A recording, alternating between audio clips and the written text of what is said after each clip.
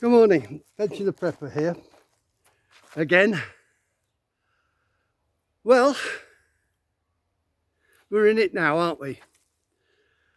This coronavirus has been a tipping point, in my opinion. We've been preparing for what we call shit in the fan, SHTF, shit in the fan. We know economic crisis was coming, but nobody could foresee that what would precipitate it would be a pandemic. And this pandemic, in my opinion, is not going to go away very easily. In America, I'm just reading now, they've reported 20,000 dead. That does discount some people who are ill. This is going to hit everything. Transport, finance, industry, the whole lot. And okay, I know there's a struggle to recover as much as well, but as far as my opinion is that the expected economic crisis is now upon us. I mean, as you know, I've said before, I buy silver in bullion. Not a lot, but a little bit. I can't get it. There's a reason for that. It's been bought up. Why? Is because people who can buy it know they're not going to be able to get it. The industries that mine, particularly silver, like it's a byproduct of copper, as just closed down really, because nobody's building anything, and the copper is required for wiring and things like that. But silver is mainly a byproduct of copper mining, so that's gone. Gold mines they're either not mining it or closing down for a while or whatever, so gold is getting scarce. Finance is like money. What about giving away currency? That means they're going to print currency. Print currency backed by nothing, as Mike Maloney would tell you very, very succinctly. So, excuse me, I shouldn't do that, should I? So the point is that sooner or later you'll get price inflation as your currency is worth bugger all. You're going to get, I mean, you see already seen shortages in the shops, particularly in Britain, where people have been running at it and things like that. Not so much here in Bulgaria, smaller population and things like that, and many people grow their own stuff anyway. But yeah, there has been runs on stuff like masks and things like that. But that's going to get worse, because as people grow ill, it's not just, say, the people sat at home getting old that are getting it. It's your drivers, your truck drivers, your farmers, your all sorts of things. So you're going to see along the way, especially with an economic crash, which I think is going to be the natural result of all this, you're going to see shops closing down. You're going to see your Asda's, your Tesco's and things like that have bugger all in, because they're relying upon air travel to bring in the tomatoes and things like that.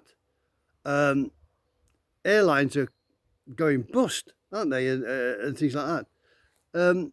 So your supply chain is going to be struck. So there are some of us preppers out there, and I'm trying to make the effort myself, that we have prepared. And as I pointed out in a previous episode, I took it as a way to view the shortfalls in my preps, and believe me, there are many, as you will be finding out. So, I mean, I'm getting older now, so I have spurts of fitness and spurts of torpor. My bones and arthritis and energy is not like it was. So I'm trying to make the best of it. So one of the first things I found was a big shortfall was fresh eggs. Now, yeah, you might say, oh yeah, go down the shop and get some. Yeah, I can barter for it around here, but there again, if there's a virus about, do I actually want to be meeting people and bartering? So, as you see behind me, as I'll show you the construction later on, I'm making a chicken coop. Only for about 4 or 5 chickens, maybe 6 at best.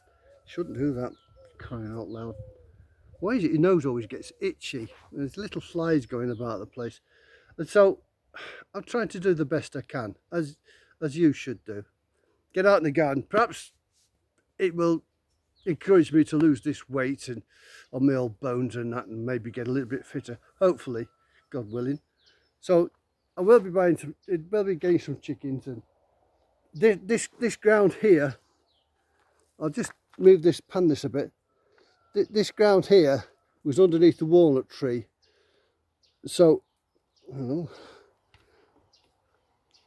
am hoping to utilise it, make a compound here, let the chickens scratch it out. Get off, cat!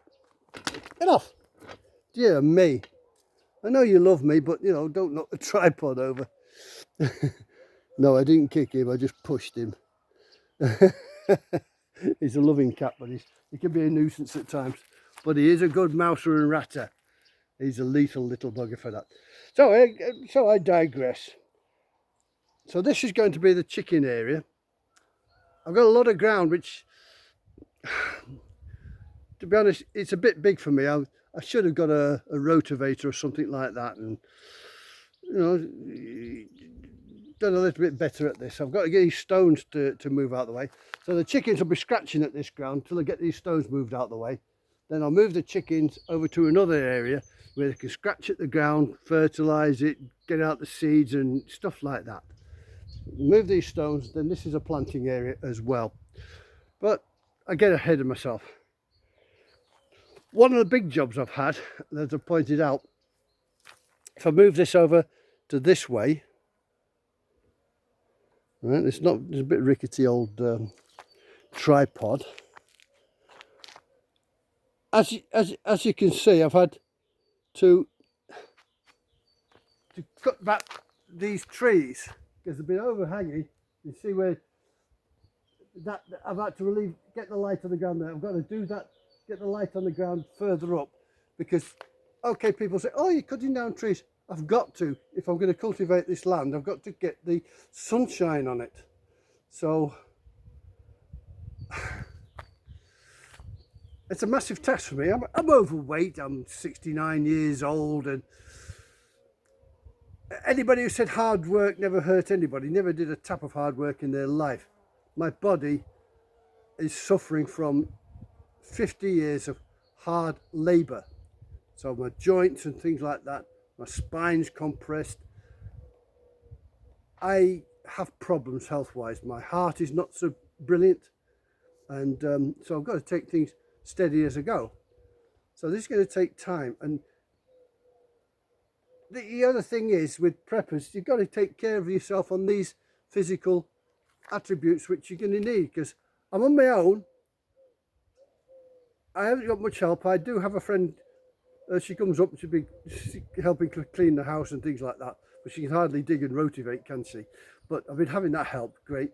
So I've got to do it myself. I've got to last out myself. And bit by bit.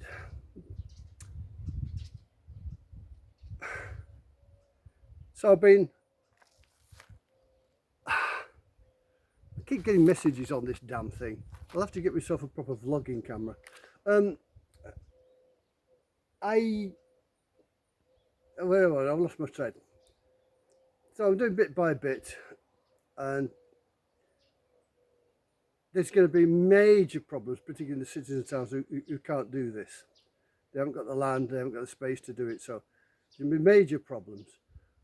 So this leads you with another dilemma. You've prepped, and there are lots of people who, for one other reason or another, haven't prepped or wasn't able to prep or whatever.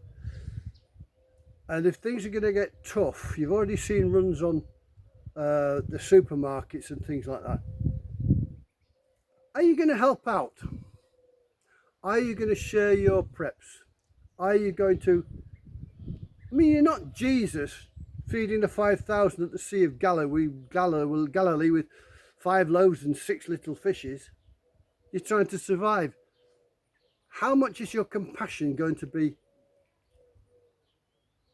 worth where you've got people who could be literally starving to death? You can't help everybody.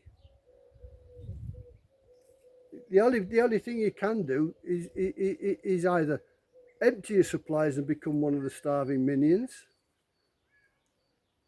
or be selfish and lock yourself off and try to defend yourself and things like that. It's a big problem.